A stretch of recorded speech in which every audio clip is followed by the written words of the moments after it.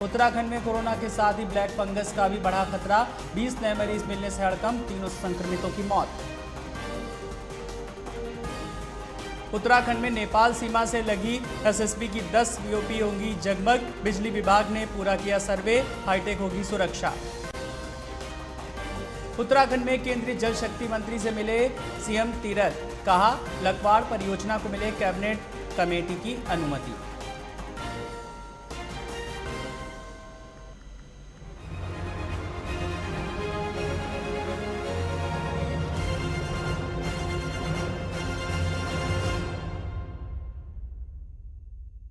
नमस्कार, मैं हूं आपके साथ आलोक। उत्तराखंड में बीते 24 घंटे के भीतर 446 नए संक्रमित मिले और 23 मरीजों की मौत हुई, जबकि 1580 मरीज स्वस्थ हुए। कुल संक्रमितों की संख्या 33,000 से भी ज्यादा बढ़कर हुई है। स्वास्थ्य विभाग के मुताबिक 20,503 सैंपलों की जांच रिपोर्ट नेगेटिव आई। वहीं 3 अप्रैल के बाद एक दिन में सबसे कम नए मरीज मिले। देहरादून जिले में 121 कोरोना संक्रमित मिले। हरिद्वार में 67, पिथौरागढ़ में 61, टिहरी में 54, उधम सिंह नगर में 26, नैनीताल में 25, उत्तरकाशी में 23, चमोली में 23, पौड़ी में 20, रुद्रप्रयाग में 9, अल्मोड़ा में 7, बागेश्वर में 6, चंपावत जिले में 4 संक्रमित मामले मिले। प्रदेश में 24 घंटे में 23 कोरोना मरीजों की मौत हुई, जबकि हरिद्वार, नैनीताल व टिहरी जिले में 12 कोरोना मरीजों की मौत बैकलॉग की गई। अब तक 6,699 मरीजों की मौत हो चुकी है। वहीं आज 1,580 मरीजों को ठीक होने के बाद डिस्चार्ज किया गया। उत्तराखंड में कोरोना के मामलों में आई कमी के बीच प्रदेश सरकार ने आंशिक ढील देते हुए कोविड कर्फ्यू को 15 जून तक बढ़ा दिया। शासन ने इसकी एसओपी जारी कर दी। कोविड कर्फ्यू के दौरान इस सप्ताह सरकारी सस्ते गल्ले की दुकानें रोजाना सुबह 8 से दोपहर 12 बजे तक खुलेंगी। वहीं स्टेशनरी की दुकानें, जनरल स्टोर और किराने की दुकानें बुधवार 9 जून और सोमवार 14 जून को सुबह 8 से दोपहर 1 बजे तक खुलेंगी। वहीं सरकार ने इस हफ्ते शराब के ठेका खोलने का भी फैसला लिया। ठेके हफ्ते में 3 दिन बुधवार 9 जून, शुक्रवार 11 जून और सोमवार 14 जून को सुबह 8 से दोपहर 1 बजे तक खुलेंगे। वहीं बार अग्रिम आदेशों तक बंद रहेंगे।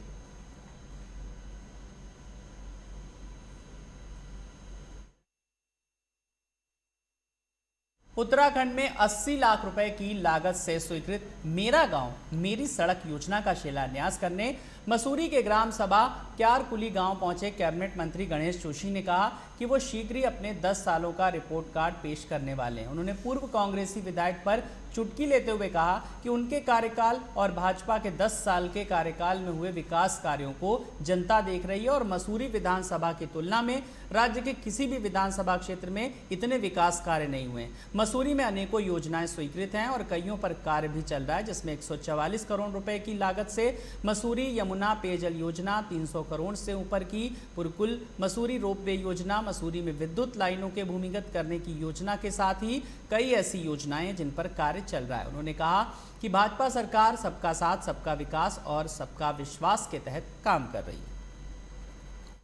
मसूरी विधानसभा का बहुत सुंदर गांव है, मसूरी से लगा हुआ है और अभी करोड़ों रुपए के काम हमने यहाँ पर करा चुके हैं, कुछ चल रहे हैं। आज लगभग 80 लाख की शिलान्यास और लोकार्पण हमने यहाँ पर किए हैं।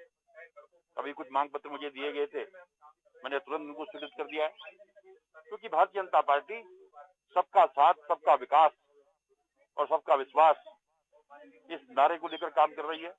मैं शीघ्र ही अपना 10 साल का रिपोर्ट कार्ड देने वाला हूँ कि 10 साल के अंदर मैंने मसूरी के लिए क्या किया और 10 साल मुझसे पहले यहाँ पर कांग्रेस के विधायक थे, उन्होंने क्या किया। आज हमारे क्षेत्र में माननीय मंत्री जी आए हैं और मंत्री जी का आशीर्वाद सदा ही हमारी पंचायत में हमेशा मिलता रहता है और आज हमारी पंचायत में मेरा गांव मेरी सड़क का शिलान्यास किया है मंत्री जी के द्वारा और एक सड़क जो है वो उसका लोकार्पण हुआ है।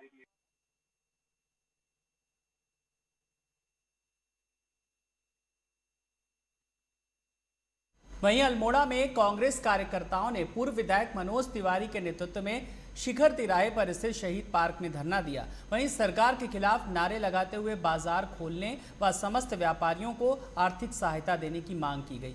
मनोज तिवारी ने कहा कि कोरोना संक्रमण काल में सुरक्षा के लिए गए कोरोना कर्फ्यू ने व्यापारियों की आर्थिक स्थिति बेहद खराब कर दी है। दुकानें बंद होने से उनके सामने अपने परिवार का भरण पोषण करने की समस्या उत्पन्न हो गई है। उन्होंने ऐसे में समस्त बाजारों को मानकों के ढील देते हुए पूरी तरीके से खोलने, व्यापारियों के लिए स्पष्ट नीति बनाकर आर्थिक पैकेज घोषित करने व उनके कोरोना काल के बिजली पानी के बिल पूरी तरह से माफ करने, व्यापारियों द्वारा व्यवसाय के लिए किए गए ऋण का बैंक ब्याज माफ करने की मांग की। वहीं नगरपालिका व जिला पंचायत से भी व्यापारियों का किराया माफ करने की मांग की।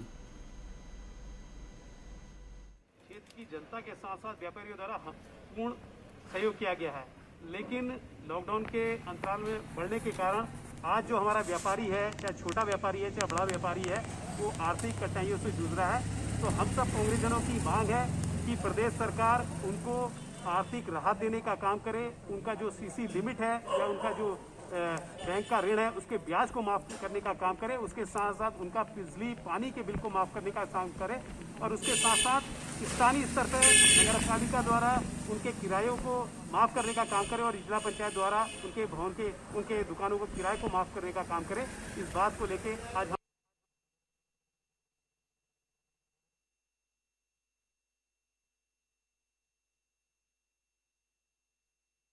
सरकार पर बोला हमला, कांग्रेस कार्यकर्ताओं ने शहीद पार्क में दिया धरना। हरिद्वार के पथरी थाने की पेरूपुर चौकी पुलिस ने चौकी क्षेत्र से गुजर रहे वाहनों में ले जा रहे अवैध खनन और ओवरलोड वाहनों के खिलाफ चेकिंग अभियान चलाकर कार्रवाई की। आपको बता दें कि पेरूपुर चौकी इंचार्ज चरण सिंह चौहान ने चौकी क्षेत्र के लक्सर रोड से गुजर रहे रेत और आरबीएम से लदे 3 डंपर और 1 टैंकर ट्रॉली को पकड़कर संबंधित धाराओं में कार्रवाई करते हुए सीज कर दिया। पुलिस की इस कार्रवाई से खनन माफियाओं में हड़कंप मच गया। कार्रवाई की रिपोर्ट एसडीएम और खनन विभाग को भेज दी गई।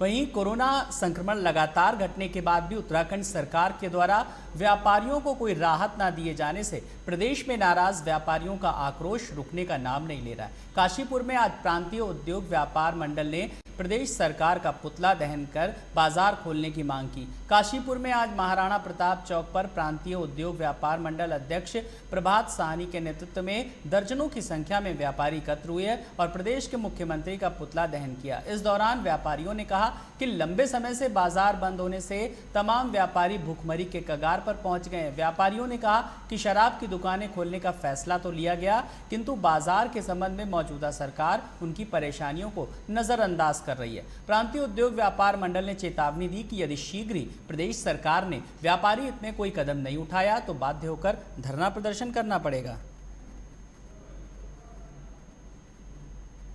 सरकार से हमारी ये मांग है, सभी व्यापारी भाइयों की ये मांग है कि सभी की दुकानें खोली जाए, चाहे कुछ घंटों के लिए खोली जाए, लेकिन सभी व्यापारियों की दुकानें खोली जाए। दुकानें न खुलने के कारण जिन व्यापारियों की दुकानें नहीं खुल रही हैं उनके यहाँ आर्थिक संकट की स्थिति पैदा हो गई है। बिजली का बिल, पानी का बिल, टैक्स, जीएसटी, दुकान के किराए, बैंकों की भाई ना जाने कितनी चीज़ें हैं जो उनसे जुड़ी हुई है वो नहीं दे पा रहे हैं और शर्म के बारे किसी से कह भी नहीं पा रहे हैं। इसलिए उन पर आर्थिक स्थिति बिल्कुल ख़राब हो चुकी है। या तो सरकार उनकी दुकानें खुलवाए या उन व्यापारी भाइयों के लिए आर्थिक पैकेज की घोषणा करे जिससे उन्हें कुछ आर्थिक सहायता मिल सके। इस माध्यम से भी कि शराब, सरकार के लिए शराब जरूरी है या व्यापारी जरूरी है।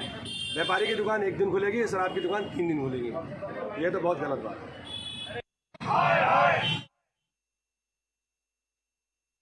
वहीं 1 लाख के स्मैक के साथ जसपुर पुलिस की टीम ने 2 आरोपियों को गिरफ्तार किया। आरोपी यूपी से स्मैक की खेप लाकर उत्तराखंड के कई जनपदों में सप्लाई करते थे। आरोपियों के खिलाफ मुकदमा दर्ज कर कोर्ट में पेश किया जा रहा है। जसपुर पुलिस द्वारा लगभग 42 ग्राम स्मैक के साथ 2 आरोपियों को गिरफ्तार किया गया। नशे के खिलाफ चलाए जा रहे अभियान में पुलिस की टीम को बड़ी सफलता हाथ लगी। पुलिस टीम द्वारा एसआई अर्जुन सिंह के नेतृत्व में अहमदनगर रोड से 42 ग्राम स्मैक के साथ 2 आरोपियों को गिरफ्तार किया। पुलिस की गिरफ्त में खड़े दोनों आरोपी खुर्शीद और इरफान जसपुर के रहने वाले हैं, जो उत्तराखंड के कई जनपदों में स्मैक की की सप्लाई करते थे। पकड़ी गई स्मैक की कीमत अंतर्राष्ट्रीय बाजार में 1 लाख रुपए से अधिक आंकी जा रही है। कल देर शाम पुलिस की टीम को सूचना मिली थी और आरोपियों के साथ 400 ग्राम स्मैक की डीलिंग की जा रही थी। वहीं जसपुर कोतवाल जगदीश देबवा का कहना है कि 42 ग्राम स्मैक के साथ 2 आरोपी गिरफ्तार किए गए। लगातार नशे के खिलाफ कार्रवाई की जा रही है। पिछले 10 दिनों में 70 ग्राम स्मैक के साथ 4 आरोपियों को जेल भेजा जा चुका है।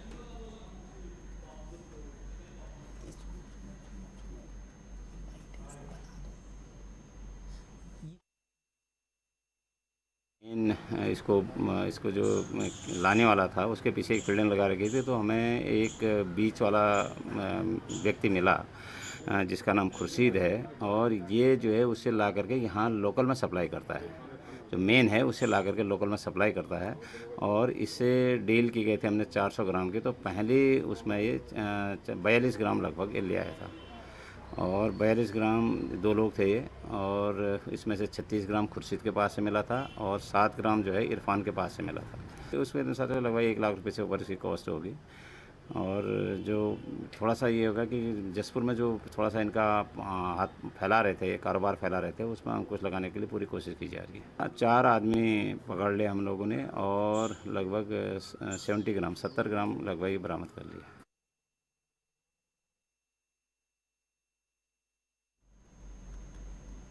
फिलहाल यहाँ पर रुकेंगे एक ब्रेक के लिए, फौरन हाजिर होते हैं।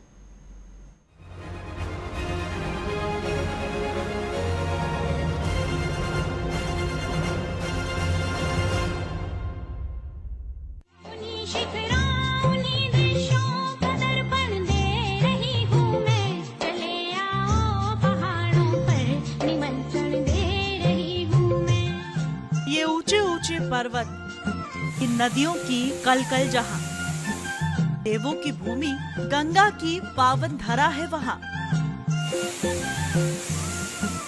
केदार में बसते शिव, बद्री में विष्णु का बसेरा। हेमकुंड साहिब की श्रद्धा भक्तों को खींच लाती है यहाँ। हर मील पर बदलती है भाषा, हर रूप है सुंदरता की नई परिभाषा। उत्तराखंड दीदार है हर शख्स की अभिलाषा। ओली की सुंदरता से लेकर जिम कॉर्बेट के रोमांचक सफर तक, हर खबर के लिए देखिए उत्तराखंड लाइव। सुबह 9 बजे, दोपहर 2 बजे और शाम 6 बजे, सिर्फ लाइव टुडे पर। बॉलीवुड की हर खबर,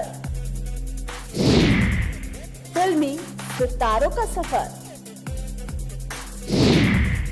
कंट्रोवर्सी से लेकर गॉसिप तक, लिंकअप से लेकर ब्रेकअप तक, देखिए हर हलचल बॉली तड़का में, हर रोज दोपहर 12:30 बजे, सिर्फ लाइव टुडे पर।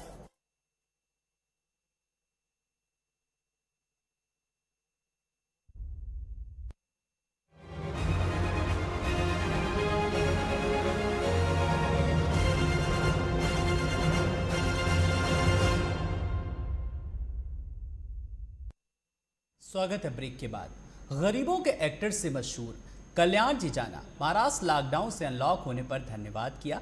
महाराष्ट्र के मुख्यमंत्री उद्धव ठाकरे साहब को उनकी प्रस्ताव को स्वीकार किया और इस फैसले का मुंबई के तमाम कलाकारों ने स्वागत किया और पूरी तरीके से खुशी का माहौल छा गया। कल्याण जिजाना ने इस बीच अपने आने वाले अवार्ड शो के बारे में भी जानकारी दी।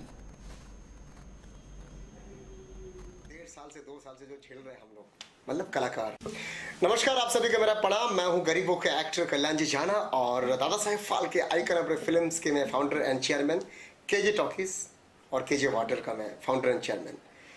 लॉकडाउन दोस्तों 1.5 साल से 2 साल से जो झेल रहे हैं हम लोग, मतलब कलाकार, कल से मतलब मंडे है, अनलॉक हो रहा है।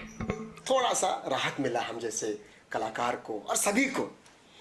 मैं महाराष्ट्र के जो हमारे मुख्यमंत्री साहब हैं उनको मैं नमन करता हूं, जो आपने राहत दिया हमें, हम जैसे कलाकारों को और महाराष्ट्र के लोगों को। मैं आपका कल से जो अनलॉक हो रहा है उनका मैं स्वागत कर रहा हूं मैं आपका। और इतना अच्छा आपने खुशखबरी हमें दिए है कल से, जो आपने ये कहा है जो जितने भी शो है, अवार्ड शो है, मनोरंजन जिसको कहते हैं, जिसको सांस्कृतिक विभाग जो आप लोग बोलते हैं, तो उसमें 50% अलाउड है। इसके अलावा वो तमाम सैलून, साफ़ा, जितने भी और भी जो है दुकानें हैं, उनको 50% आपने अलाउड किए हैं। मैं उन लोग का मैं स्वागत कर रहा हूँ मैं आपका, और थैंक यू सो मच। नमस्कार, आप सभी का मेरा प्रणाम। मैं हूँ गरीबों के एक्टर। पृथ्वी पर जीवन तभी संभव है जब पर्यावरण सुरक्षित हो। इस धरती पर जो भी कुछ हमें बिना कीमत के मिलता है वो सब प्रकृति से ही मिलता है। प्रकृति को सुरक्षित रखना हमारी मुख्य जिम्मेदारी है। कुछ ऐसे ही जिम्मेदारी का एहसास कराया राजीव पाल और लिटिल मास्टर निहित ने 5 जून को विश्व पर्यावरण दिवस पर वृक्षारोपण कर पृथ्वी को बचाने का संदेश दिया। इस नेक काम में बेटे निहित की इस पहल की काफ़ी लोग सराहना कर रहे हैं, क्योंकि निहित भी लोगों के लिए प्रेरणा बने हुए हैं। आपको बता दें कि star book of record, WBCR प्रकाशन और मनोरंजन प्राइवेट लिमिटेड वैकल्पिक चिकित्सा पद्धति विकास संस्था के तहत लगातार काम कर रहे हैं और चिकित्सा पद्धति के तहत लोगों को जागरूक कर रहे हैं। अभी हाल ही में विश्व शांति सम्मेलन और वैश्विक शांति सम्मान 2021 का श्रीनगर में आयोजन कराया था, जिसकी काफ़ी सराहना हो रही है। और इन दिनों राष्ट्र प्रेरणा सम्मान के लिए भी प्रक्रिया चल रही है, जिसमें तमाम हस्तियां जुड़कर अपना नामांकन करा रही हैं। आपको बता दें कि डॉक्टर राजीव पाल देश व विदेश की कई प्रतिष्ठित यूनिवर्सिटीज़ के साथ जुड़े हैं और छात्राओं को मानद उपाधि सहित कई कोर्सेज भी करा रहे हैं, जिसको हासिल कर स्टूडेंट्स अपने भविष्य को संवार रहे हैं।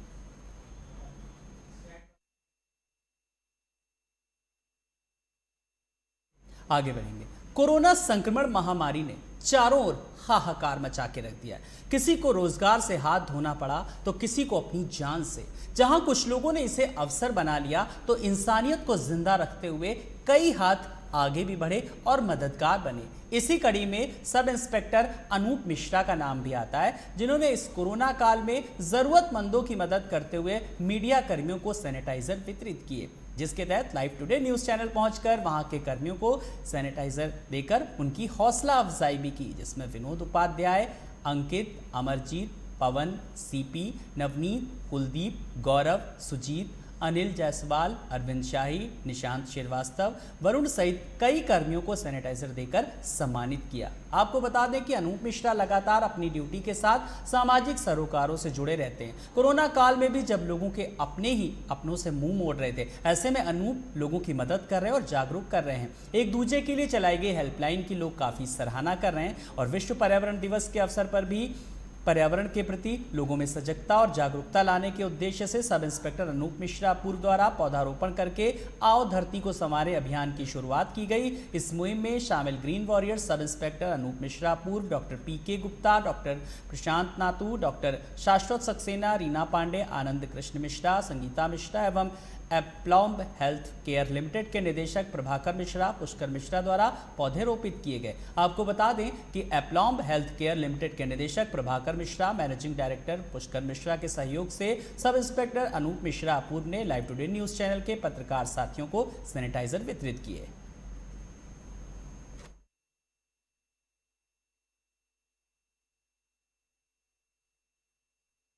आगे बढ़ेंगे। खुदा भी अपनी रहमतों की उस पर बरसात करता है जो ज़रूरतमंदों की मदद के लिए आगे बढ़ता है, और ऐसी ही मदद के लिए आगे बढ़ाए हैं कदम राजीव मिश्रा ने। ममता चैरिटेबल के जरिए चैरिटेबल ट्रस्ट लखनऊ लगातार बिना रुके बिना थके 2 महीने से भी ज़्यादा समय से लगातार लखनऊ के 50 मुख्य चौराहों पर कैंप लगाकर ज़रूरतमंद लोगों को मास्क, सैनिटाइजर, भाप लेने वाली मशीन व कोरोना किट का वितरण कर रही है। ममता चैरिटेबल ट्रस्ट के राजीव मिश्रा अपनी पूरी टीम के साथ लोगों की मदद के लिए हमेशा तत्पर हैं और किसी भी तरीके की मदद के लिए ममता चैरिटेबल ट्रस्ट हर संभव मदद कर रही है। इसी कड़ी में Mamta charitable trust chief trustee Shri Rajiv Mishra ने उत्तर प्रदेश के यशस्वी मुख्यमंत्री माननीय श्री योगी आदित्यनाथ जी से भी शिष्टाचार मुलाकात की। माननीय मुख्यमंत्री जी ने भी ट्रस्ट की प्रशंसा करते हुए कहा कि वो ममता चैरिटेबल ट्रस्ट की ममता से भली भांति परिचित हैं और ये कोशिश अनवरत जारी है। इसी सेवा को आगे बढ़ाते हुए आलमबाग चौराहे पर कैंप लगाकर गरीब व जरूरतमंद लोगों को भाप की मशीनें, सैनिटाइजर एवं मास्क उपलब्ध कराए गए, जिसमें मुख्य रूप से माननीय उप मुख्यमंत्री डॉक्टर दिनेश शर्मा की गरिमा में उपस्थिति रही। माननीय उप मुख्यमंत्री ने ममता चैरिटेबल ट्रस्ट के सेवा भाव की दिल से प्रशंसा की तो दूसरों की मदद करने इंसान को जो सुख, शांति और समृद्धि प्राप्त होती है वो कहीं नहीं होती, और इसका उदाहरण राजीव मिश्रा ने प्रस्तुत किया।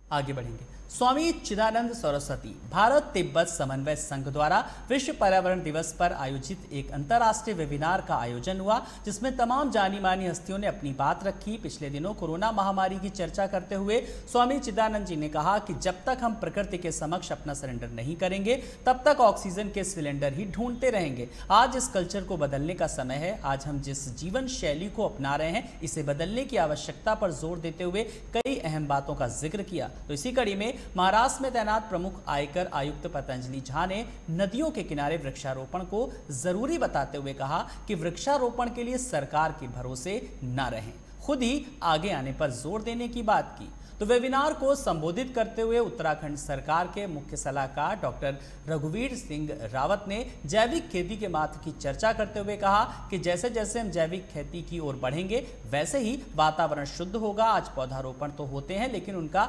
रक्षण नहीं हो पाता। इसी क्रम में भारत तिब्बत समन्वय संघ के ग्वालियर से जुड़े राष्ट्रीय संगठन मंत्री नरेंद्र पाल सिंह भदौरिया ने अपने उद्बोधन में कहा कि जिस देश में कभी दूध दही की नदियां बहती थी वहीं आज पानी बोतल में और ऑक्सीजन पैक बिक रहा है। ये दुर्भाग्यपूर्ण है क्योंकि हम अपनी संस्कृति से विरत हो रहे हैं। तो कार्यक्रम को आगे बढ़ाते हुए तिब्बत सरकार के दिल्ली स्थित भारत तिब्बत समन्वय केंद्र इटको के संबंध में जिग्मे सुल्टीम ने अपने जीवन से जुड़े बहुत से प्रसंगों के आधार पर विषय संबंधी अपने विचार रखे। टेरियर्स फाउंडेशन के संस्थापक व BTSS के राष्ट्रीय पर्यावरण प्रभारी कर्नल डॉक्टर HRS राणा ने कहा कि हमें जितनी जरूरत हो बस प्रकृति से उतने ही संसाधनों का उपयोग करना चाहिए। कार्यक्रम का सफल संचालन करते DAV विश्वविद्यालय जालंधर के प्रोफेसर राहुल तोमर ने सभी प्रतिभागियों का आभार व्यक्त किया। लगभग 200 की संख्या में इस गूगल मीट में शामिल लोगों में दुनिया के कई देशों से लोग जुड़े। वेबिनार की तकनीकी सहयोगी आशुतोष गुप्ता व विजय मान रहे। BTSS के पदाधिकारी डॉक्टर राहुल ने बताया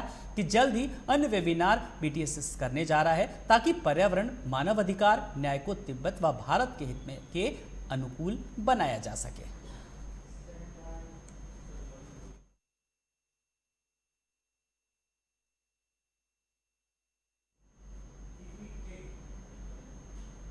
खबरों में आगे बढ़ेंगे। कांग्रेस के राष्ट्रीय महासचिव हरीश रावत ने कोविड की दूसरी लहर का मुकाबला करने में असफल रहने का आरोप लगाते हुए सरकार को घेरा। उन्होंने कहा कि सरकार के मिसमैनेजमेंट से हजारों जनों को अपनी जान से हाथ धोना पड़ा। उन्होंने अफसोस व्यक्त किया कि बिना वैक्सीन के भाजपा सरकारें टीकाकरण उत्साह मनाती नहीं। आरोप लगाया कि कोरोना संक्रमण की दूसरी लहर को रोकने में मिसमैनेजमेंट हुआ, जिसका परिणाम पूरे देश में भुगतना पड़ा। पूर्व सीएम ने कहा कि भाजपा की केंद्र सरकार ने सहयोग दिवस तो मनाया लेकिन टीके के उत्पादन न उसके खरीद के रास्ते पर काम नहीं किया।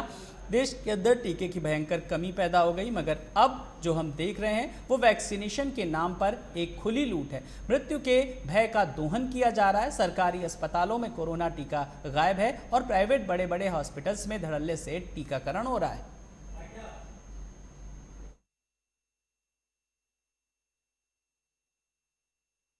इन्हीं खबरों के साथ इस बुलेटिन में इतना ही। नमस्कार।